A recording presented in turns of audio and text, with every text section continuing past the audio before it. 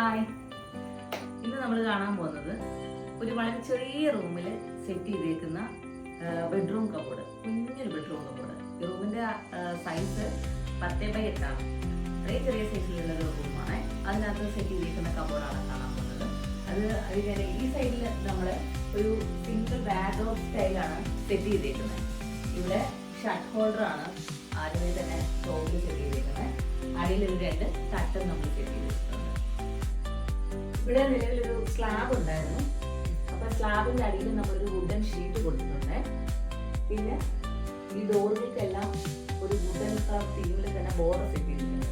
പിന്നെ ഇവിടുത്തെ കസ്റ്റമറുടെ ആവശ്യപ്രകാരം മാർബിൾ ഡിസൈനിലുള്ള ഷീറ്റാണ് നമ്മൾ ഡോറിനെല്ലാം കൊടുത്തേക്കുന്നത്. സ്കൈ ഡെക്കർ ഷീറ്റാണ് നമ്മൾ അതിന് വേണ്ടി യൂസ് ചെയ്തിരിക്കുന്നത്.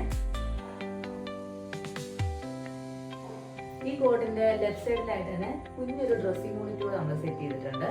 ഇതിനകത്ത് മിറർ വരുന്നുണ്ട്. പിന്നെ ഡ്രസ്സിംഗ് യൂണിറ്റിന്റെ തിങ്സ് വെക്കാനായിട്ടുള്ള ഒരു 2 ഡ്രോയറും കൂടെ നമ്മൾ സെറ്റ് ചെയ്ത് കൊടുത്തിട്ടുണ്ട്. കട്ടിലിന്റെ ബാക്ക് സൈഡ് ഫുള്ളും നമ്മൾ ഒരു വുഡൻ സ്ട്രക്ചറിൽ പാനൽ ചെയ്ത് ക്ലിയർ ചെയ്തിട്ടുണ്ട്. അപ്പോൾ ഒരു ഗ്രാൻഡ് ലുക്കും കൂടെ കിട്ടുന്നുണ്ട്. ഇവിടെ അകത്ത് വാളിലായിട്ട് ഒരു സ്വിച്ച് ബോർഡ് ഉണ്ടായിരുന്നു. എല്ലാവരും നമ്മളോട് സാധാരണ ചോദിക്കുന്ന ഒരു കാര്യമാണ് സ്വിച്ച് ബോർഡ് എങ്ങനെ സെറ്റ് ചെയ്യുന്നത്. നമ്മൾ ആ സ്വിച്ച് ബോർഡിനെ നേരെ ഈ വാർഡ്രോബിന്റെ സൈഡിലായിട്ട് പ്ലേസ് ചെയ്തിട്ടുണ്ട്.